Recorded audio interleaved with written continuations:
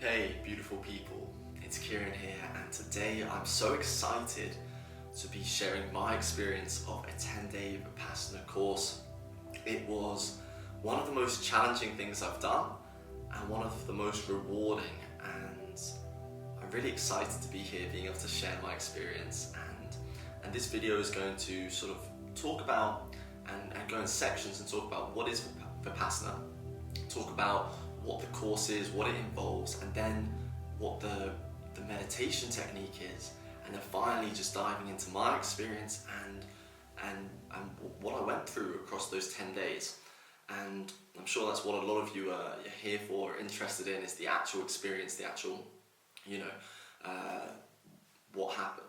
And I just want to share for anyone who is here and anyone who's actually thinking about doing a Vipassana, I just want to remind you that everything I share is my own experience, and every person who goes in there sits at different experiences, has different sensations, different thoughts, everything. And so just as long as you can watch this and not attach to what I have to say, then go ahead and watch it. But if you want to go in there and sit a Vipassana with a pure sort of mind of not having anything to attach to, then yeah, maybe skip that part, or just like get to a stage where you're able to do that. So yeah, that's it, and so let's dive in. So Vipassana means to see things as they really are, and it is a practice, it is a meditation technique that was thought to be rediscovered by Buddha over 25 centuries ago. And despite the idea that it's founded by Buddha, it is a non-sectarian practice. So it doesn't matter what religion, race, nationality, it doesn't matter anything like about your background, you can practice Vipassana. And I thought that was a really beautiful thing about it when I was there. It's not trying to sell you down a religion. It's not trying to say that if you do this, you will, it's there to sort of, thought to help bring you to enlightenment, but it's not saying that if you do this or if you don't, then good or bad things are going to happen to you, which I always like.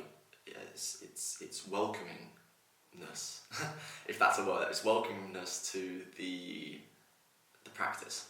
So that's what it is. And if I was to break down what it looks like or what it gives to you, what you're doing is bringing awareness to the sensations of your body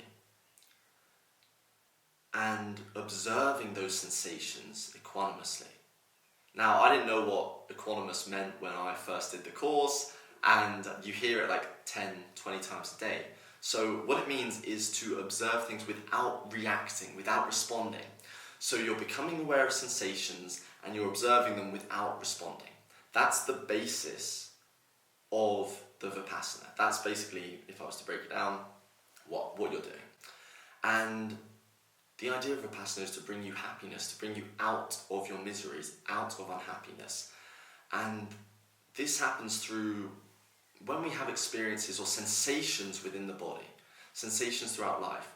We tend to have either craving or clinging on to something. So something good happens and we crave more of it.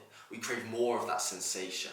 And our craving, our clinging, creates an attachment. And when we're not receiving that experience or that sensation again, we feel disappointed. We create, suffering. And the other side of that is aversion. So we have a negative or unpleasant experience, one that we're not as fond of, and we try to distance ourselves from it. We don't want it. And that aversion creates discomfort, creates suffering, because we're not being with reality. So these two things, this craving and this aversion to sensations, to reality, creates people's misery. And in that misery, that's what people are trying to escape. That's what people, a lot of us live with that because we have these cravings and these aversions. So this practice is one that is taking you outside of and away from those things. And it's thought that, as we have these cravings, as we have these aversions, we create stories or mental formations around them. And those are referred to as sankharas. And the sankhara, it is that story, and it exists within our body. And so when you're meditating in Vipassana and you're sitting with the sensations without creating a story, so you're not craving a sensation, you're not averse to it. You're releasing those sankharas through the sensations that come up through your body. Specifically, so for example, if you're experiencing pain while sitting, that pain is the sankhara leaving your body. But as long as you're not making a story around it and being adverse to that, it's able to flow. But if you are to show adversity, if you're to be like, I really don't want that there, then it's going to multiply your misery, your suffering. So that's, just a rundown of what it involves and what happens throughout it. And so now I'll talk about the course. So the course is 10 days. You go there for 10 days, I went to a residential site where it was in the mountains, it was beautiful, and you're, outside from the world. You are there for the 10 days and you're meditating for 10 hours a day. And the foundation of Vipassana, the sort of three foundations, as I'm going to describe them, are Shila, Samadhi and Panya. And Shila is about your moral conduct. So you're going there and you're in Vipassana, you're observing your moral conduct. And I'll talk about that in a second, what that looks like and how that is kept to. Then you have Samadhi, which is about your concentration of the mind, mastering the mind, which is done through the observation and being able to focus the mind on the sensation of the bodies. And then you have Panya, which is about wisdom, which is about experience. So as you're sitting and experiencing Vipassana, you're taking on this wisdom, and those are the three foundations and that you're experiencing whilst going through Vipassana. And the moral conduct, the moral code, is emphasized in 5 precepts, and those 5 precepts are these bases that you agree to as you enter, which is to abstain from killing any being, to abstain from stealing, to abstain from sexual activity, to abstain from telling lies, and to abstain from intoxicants. Sorry, I've just got a few notes here, just so that I make sure I get everything in order. But yeah, to abstain from those things. And that is to line you up with that morality, to set you up for that foundation of moral conduct. And from that space, you're operating, and then that's for new students, and then old students have an extra 3 precepts that they sign up to. And so throughout the whole time, you're agreeing to that. And then there's just some other things that are going on throughout the course or when you're there that are useful to know. So when you're there, you are separated. Men and women are separated. They have different sleeping quarters, and the only time you really see each other is when you are in the meditation hall together. And in the meditation hall, you're completely silent, and you're split up, men one side, women the other side, and that's sort of the separation there. You take on noble silence, so you agree to noble silence. You agree to spending the whole 10 days there, you commit to that, and you commit to noble silence, which is a silence of the mind, a silence of the body, and the silence of speech. And what that means is that you're not communicating with anyone, not even making eye contact. So you're walking around a lot of the time looking at the ground. You're looking at the ground, looking just in front of you. And when you do make eye contact with anyone, it's just like, no one's making eye contact. You can't signal to people with your hands. So the whole time you're there, that's what's going on. And you're doing that. And the only time you do get the opportunity to speak is when you have there's an hour each day where you can speak to the teacher about the technique or about your experience if you're needing help or guidance, and you can speak in that moment. Or if you're having issues with your room or something like that, and management can you can talk to them about that. So that's the only time you can speak or communicate. So you've got this noble silence, and that noble silence is so important because for so many different reasons, and I didn't really realise until I got there. Firstly, one of the precepts is to not tell lies, and if you can't speak, you're not going to be telling any lies. The other one is that you can't compare your experience with anyone else. We have such a tendency to draw on comparison from other people. And if you're there and somebody comes out and says I just had the best experience ever, and you're there in a pain cave or just not enjoying yourself or not finding those miseries are coming up, it's going to make it even harder to show up, because you're going to be like, what's wrong with me? Why don't I have that experience? You're going to start craving an experience or being averse to your own experience. So that is so important. And also, it just allows you not to be able to, you're not communicating, you're not increasing any mental chatter within your mind. You're not, you're just not, you're also not creating stories, extra stories around people or joking around people about other people there. It just keeps things very pure, I would say, and focused on what you're there to do. So that's that.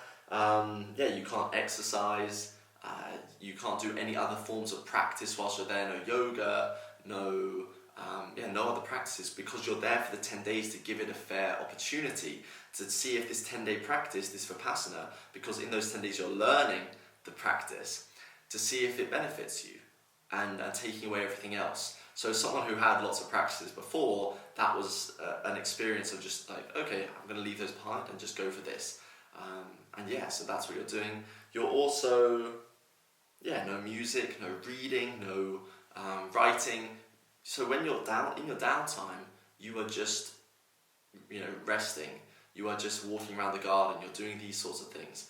You're not really doing anything creative. And again, as someone who likes to do that in my free time, it was a bit of a shock. But and time goes very slowly there. It was like the longest 10 days of my life, and time goes so slowly. And then what else have we got here? And then the other thing is you have the whole practice itself is donation based. So when you go and sit a Vipassana, you're doing it based off of the donations of past students. And I thought that was really beautiful that, it gets supported in that way. And then when you've had your sitting, you can donate. So you go there and you're bored and everything's free and you're sitting there for the experience. So it's not, it's not dependent. Anyone can go and do it. And it can help any person. And it's not, there's no financial commitment there. But obviously if you have a benefit and you are able to donate, you can do that. But you can also donate service, which is where you would go and sit and support the people who are sitting a 10-day Vipassana. But and that's why you can also give back. And then, the food itself, you eat 2 times a day, and the food is, most of it is vegan actually. There are, a few times things that involve milk and butter and that sort of thing, but for my vegan friends out there, you can definitely do it. And the food, there's plenty of food. You might miss out on a few desserts, but you've probably gotten used to that in life. So that's the food, and you're eating twice a day with fruit in the evening and tea.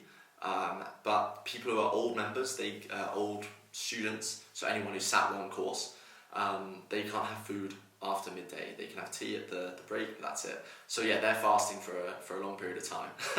And then I also just want to share let me just get it and check that we're still recording.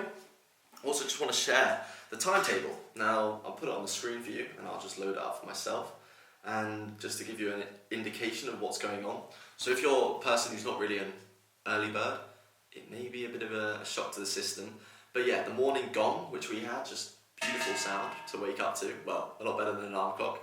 And the other thing I mentioned, that I didn't mention is you also don't have your phone. You have no technology that you're engaged with in terms of phone, messaging, anything like that. So that's taken away from you at the start. So that's really important to mention. But anyway, back to the timetable. The timetable, woken up 4 o'clock, this gong, ding, goes off plenty of times.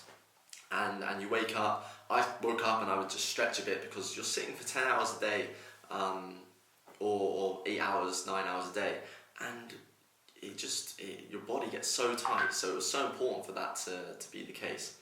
Then you're meditating in the hall or room at 4:30. So I would always go for 1 hour to meditate in the hall at 4:30.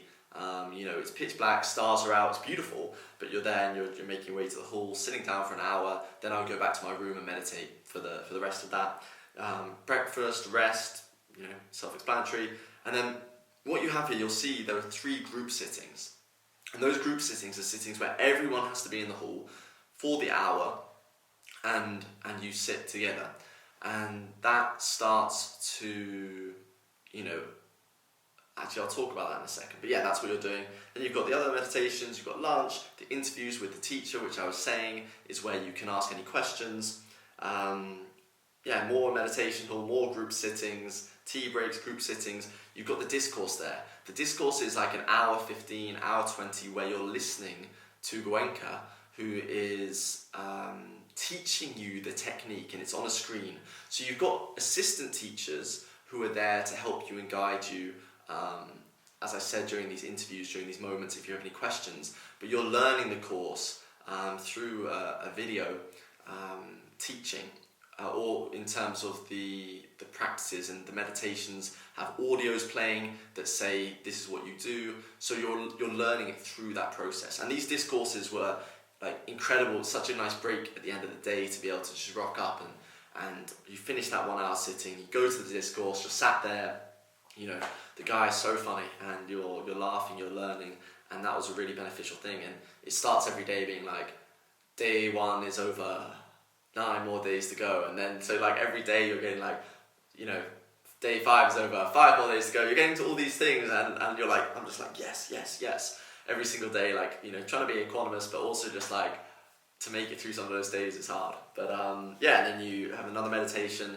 then you go to bed, and then you do it all over again. So for the 10 days, that's what you're doing. That's the timetable, and yeah, and then just to, and that's what's happening. That's what you're going through.